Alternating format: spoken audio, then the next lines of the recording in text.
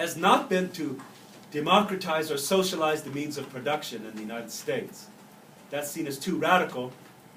The major reform impulse of the 20th century has been to create a level playing field under the law, so that that upward mobility is available to everyone, at least theoretically. Isn't that true? Right? We still have yet to deal with the structural issues that keep certain segments of the society locked into poverty. We haven't really yet, as a nation, begun to reckon with that. Well, if upward mobility is now available to everybody, how come there's so many poor folks? Why are there more poor folks than ever? Why are 1 in 5 American children right now living in poverty? In the biggest economy in the world, and an economy that's just sloshing with wealth. You know how they tell you America's broke? That's bullshit. This country is not broke. There's money sloshing all over the place. The problem is it's what? It's concentrated. Yeah, 1%. Yeah, it's concentrated. And concentrating. So, this is a question, I think, for this generation. And if not this one, certainly the next one. Horatio Alger is going to have to be updated. Okay, labor militancy. We talked about this, I think. Most workers, partly, I think, because they're enamored by the Horatio Alger myth. I don't know how else to explain it. Are mostly concerned, not with radical politics, they're mostly concerned with better wages and safer working conditions. That's not too much to ask for, I don't think. I don't want to go to work and not know if I'm going to die today. You know what I'm saying? This is still going on, by the way. There are thousands of industrial accidents in America every year. People get killed on the job every year. I worked in a factory for most of my 20s, putting my way through college. I was loading up a piece of concrete onto a 30-pound, 1,000-pound forklift. The mast broke on the thing because the hydraulics weren't maintained. The thing started to fall. One of the co-workers was there. The guy in the seat said, "Get out of the way!" And he jumped, and the thing went whap! Missed him by that much. If that thing had hit him, he would have been turned into marmalade. You dig what I'm saying? That would have been it. That happens every day. You think it's not true. I was working in this factory. There's a guy bending rebar. You're not supposed to wear your gloves when you bend rebar, you know, in this machine, because the gloves can get caught in the machinery. But, you know, he came back from lunch. He wasn't really thinking. He's wearing his gloves. You know what I mean? It severed his hand all the way across. So they hit the safety and got it out. This is how working class guys can be. They're all guys, there are no women there. He comes into the room. He's got a white glove on. It's seeping blood out. Somebody says, "Hey man, what do you got, a jelly donut?" That's what people do. They laugh. They laugh in the face of this what? Horror. You know, that could be you next. You dig? I give you these stories to tell you, once again, this isn't just some dead hand in the history books. This stuff is happening right now. And it's getting worse, actually. It's getting worse. Now listen. About a century or more ago, there were a series of uprisings. Series of class-based uprisings right across America. You need to know 4 of them. I'm going to help you study 4 of them. There are literally hundreds of them. 4. That's all you need to know. The first is called the Great Railroad Strike of 1877, sometimes called the Great Uprising of 1877. The second is the Haymarket Affair, the Haymarket Riot of 1886. The third is the Homestead Steel Strike, Andrew Carnegie Steel Mill, 1892.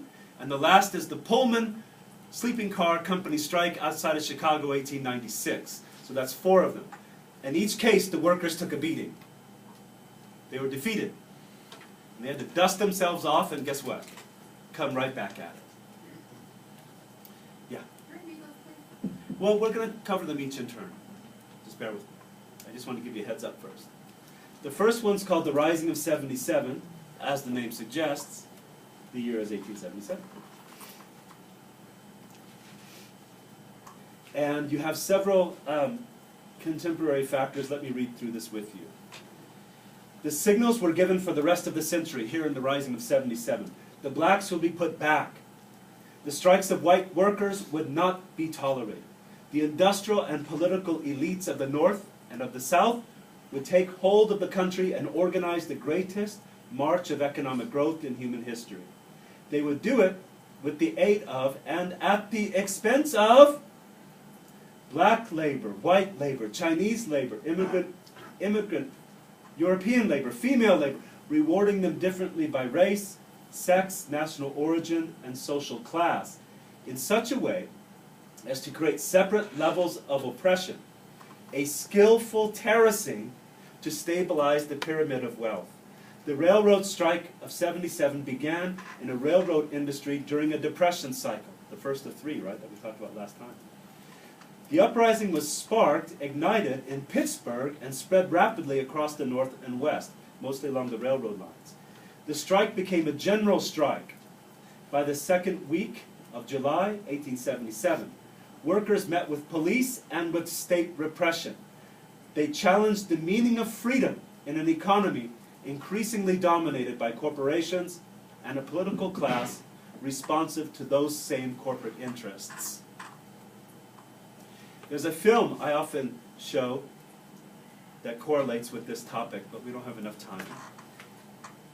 The film I show is called The Great Uprising of 1877, and in that film they show the Pittsburgh Railroad Works of Tom Scott, the workers assembled there. Women and children gathered as well.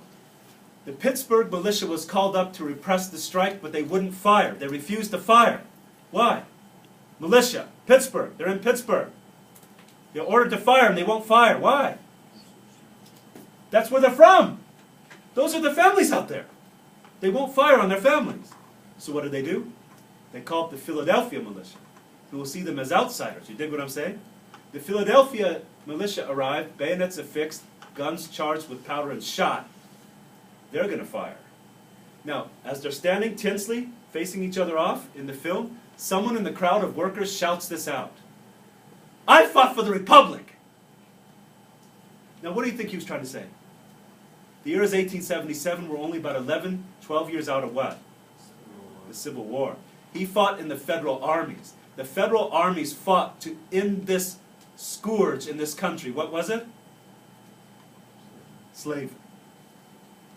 I fought for the Republic. I fought to end slavery. And now you hold us under conditions of wage slavery. Is this the meaning of freedom? Is this what I fought for? So you can face me down with powder and shot? Bayonets affixed? You dig that? So the meaning of freedom, this is the big insight here. The meaning of freedom itself is being contested. It's not a fixed idea. Freedom is protean. Freedom is fluid. Now you might think yourselves free as middle-class people here in Southern California, but there's plenty of people standing on these roadways asking to work for food.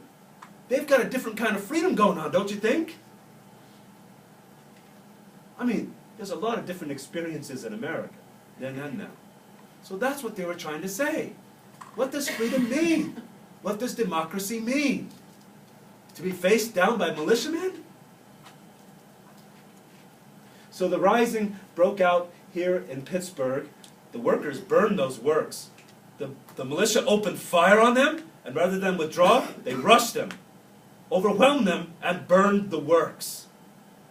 That, folks, is class conflict. That's open class war.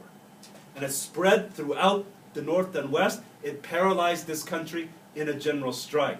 What does that mean, general strike? Workers, see the very fact that you don't even know what that means. That means workers in other industries walked out in sympathy, in coordination and in sympathy. So the whole American workforce is doing this. So what's happening to production? How does the state respond to that? How does the state perceive that? It's a threat. How does the state deal with threats? Worse. When I became a teacher in California, my first job was at Cal Poly Pomona. You know where that is? I went up to sign the contract, and the clerk chewing a piece of gum, she said, "All right, raise your right hand. Say the following. I swear to protect the U.S. Constitution, and the state Constitution of California, and the state Constitution of California against all enemies, both foreign and domestic." Now I dig the foreign part, right? I know what that means. But what's this domestic thing? Who defines that? Could I have that argument with her there? If I would have not signed, guess what? If I would have said, I don't take it, guess what? I wouldn't have got the job. Rather interesting, don't you think?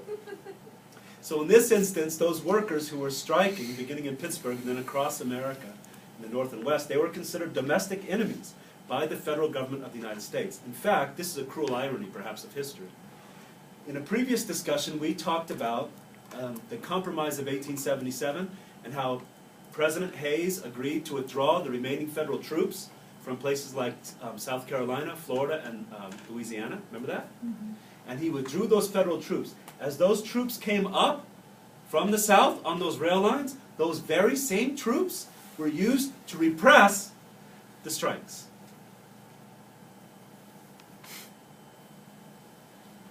Now, I ask you again, how many knew this? How many knew anything about this? See, the high school football coach just neglected to tell you, or he didn't know himself. Now, you need to know a couple of forms of labor unionism in the late 19th, early 20th century. There's still methods of organizing. One is called the Knights of Labor. This is the most powerful labor union in American history in the late 19th century until the AFL. The Knights of Labor, KFL, was an industrial union, meaning it opened its membership to all workers, regardless of ethnicity, race, gender, national origin, religion, skill, age. Everybody's welcome. As long as you're not a parasite, you're welcome. So it's this cooperative ethos of all for one, one for all, united we stand and divided we fall. That's how they organized. Now the leaders of the early Knights of Labor, including a man named Terence Powderly, was a beautiful human being, but I think in some respects perhaps a bit naive. He believed that the forces of capital and the forces of labor were natural brothers, and that the whole conflict was just a big misunderstanding. And if labor could step up to capital as an equal and learn to shake hands, all could be set right. All could be made harmonious. I think this was a bit illusory. I don't think this worked very well. The workers themselves outflanked their own leadership. You know what that means? They led these strikes without their own leader's permission and pulled the leadership along with them across America. So the KFL rank and file across America led a wave of successful strikes that won them better wages, better working conditions. Now, there are some exceptions to this general rule. For example, out here in California, and I'm teaching a class in California history, Thursdays, tomorrow. Out here in California, you had a racist white man's working party's response to Chinese. In fact, California KFL supporters and working men's parties here in this state, they supported the Chinese Exclusion Act of 1882, which didn't actually wind up helping them. But in other parts of the country, we saw successful militant unionization in solidarity, black and white, native-born immigrant men and women. Now, this form of labor militancy was broken. It was defeated. It was broken. Its leaders jailed or shot down or driven into exile. It was broken in the context of the Haymarket Square Chicago riot of 1886. The context is another economic downturn. The context includes another round of state repression. This union, at its height, had over 1 million members. By the time we come to 1888, 1890, they're down to less than 10,000. So it's been completely broken. And out of the ashes of the defeat of the Knights of Labor comes a new form of labor militancy that you also need to know about. It's called the American Federation of Labor, AFL, which, by the way, is still around, as you know. They joined in the 1930s with an industrial union called the CIO, and so today it's called AFL-CIO. Does anyone belong to it? Good man. but you're one of like 8% of the American people now. What does that say? Okay, that's the AFL-CIO, okay, which now has an industrial union ethos. But the AFL in its original incarnation wasn't about that. The AFL in its original incarnation was what we call a craft union. Did I write that down somewhere? Okay. It was a craft union.